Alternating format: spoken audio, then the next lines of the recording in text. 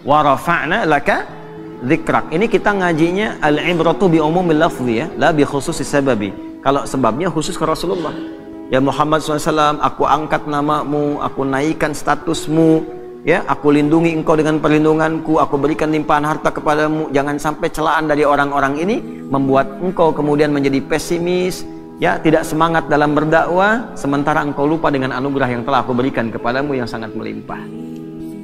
Ya, jelas ya? Nah, ini ayat move on dari persoalan.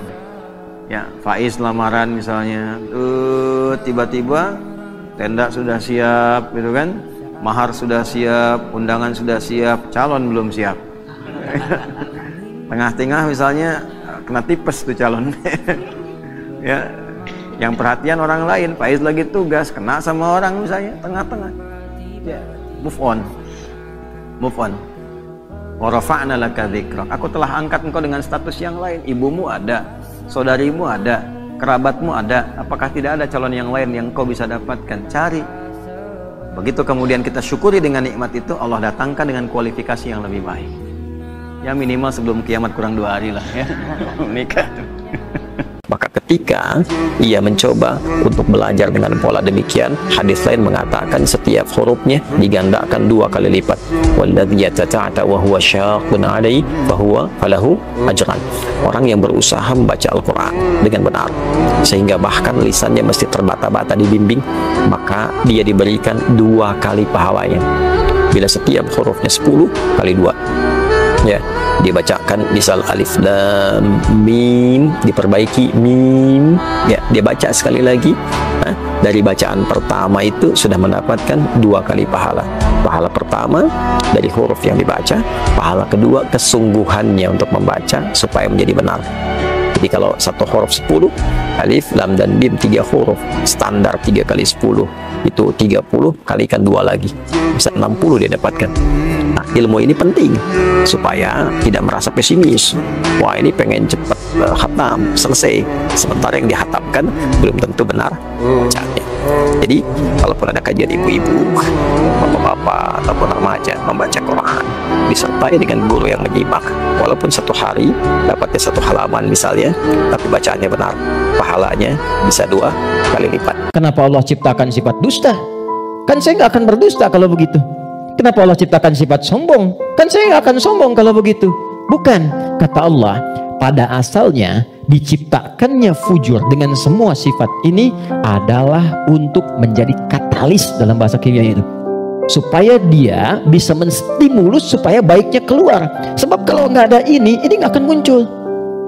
Contoh, bisa nggak ada sabar kalau nggak ada marah? Antum pulang ke rumah, ketemu istri, tiba-tiba nyampe rumah, istri bilang, "Pak, sabar ya Pak, sabar," gitu. Padahal nggak ada hujan, nggak ada angin, nggak ada apa-apa. Kira-kira respon antum gimana?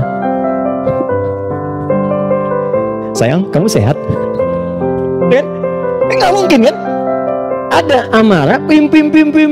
Mau marah nih, sabar aja, sabar, nggak usah dibalas. Nah, kapan ada sabar kalau ada pemicunya?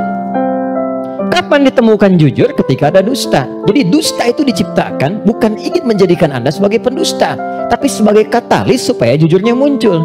Sabar diciptakan dan marah diciptakan untuk supaya yang baiknya muncul. Sebab kalau nggak ada marah, sabarnya nggak akan naik. Paham nggak sampai di sini? Nah, ada yang minta jangan bentak-bentak, kasih tahu yang mah dibandingkan dengan memberi tapi menyakiti. Ada orang datang minta, punya kasih, tidak punya senyum. Mohon maaf, ini untuk saat ini pengen ngasih. Saya rekomendasikan yang mungkin teman saya bisa bantu. Qadar Allah ini belum ada yang bisa diberikan. Ini mungkin bisa membantu. Itu lebih keterimanya enak. Ya, pada Alwi ngasih. Alhamdulillah, Pak Alwi terima kasih, 1 juta ini sangat berharga bagi saya ini. Terima kasih Pak Alwi, nggak apa-apa, terima. Itu kan nggak seberapa. Mudah-mudahan bermanfaat. Lagian kan Anda miskin juga. Nah, anggap aja itu zakat saya sedikit lah, begitu kan Andanya fakir gitu ya. Nah, itu gak enak. Ya. Nah, jadi jangan diikutin sama kata-kata yang kurang menyenangkan. Habis ngasih sumbangan, dipoto, diupload lagi. Memberikan sumbangan pada orang duafa, diupload sedunia tahu dia duafa. Padahal boleh jadi besok diangkat derajatnya jadi kaya, yang nyumbang jadi miskin. Hah? Bisa jadi tuh.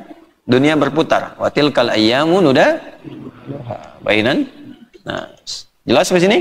Nah, itu adalah harapan terindah yang kita mohonkan kepada Allah dari satu keinginan yang diharapkan terwujud. Ya, apa saja yang dimohonkan kadang-kadang ada kaitan dengan kebutuhan keluarga, ada dengan pekerjaan, ada dengan lingkungan kehidupan, dan doa menunjuk bahwa kita itu lemah. Itu poinnya. Kita itu lemah, kita butuh pertolongan, dan kita punya Tuhan. Karena itu Allah sangat tidak suka kalau ada hamba yang tidak mau berdoa.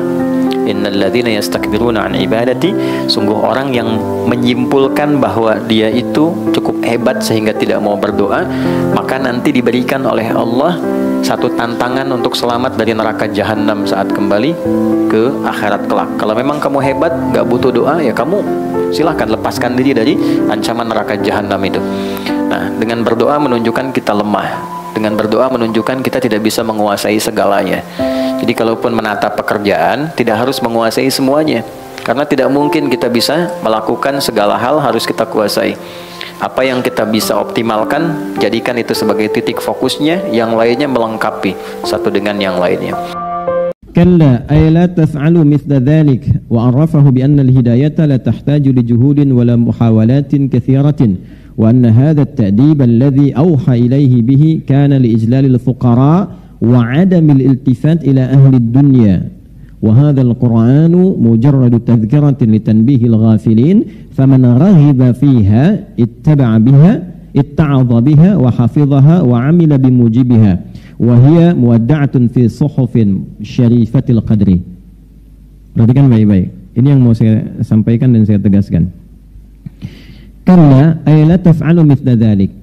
Yang dimaksud dengan kalla di ayat ini, jangan sekali-kali mengerjakan perilaku demikian. Merendahkan orang yang terlihat kecil secara umum ya. Hanya karena ingin mengangkat orang yang punya kedudukan besar. Menyenangkan orang-orang yang seakan terlihat punya wibawa. Jadi kita ingin disenangi orang, ingin terangkat kedudukan atau menyenangkan orang lain, tapi ditempuh dengan cara merendahkan yang kecil. Ini makna lainnya yang ditampilkan dalam tafsir ini. Maka jangan pernah terdorong untuk mengerjakan yang demikian.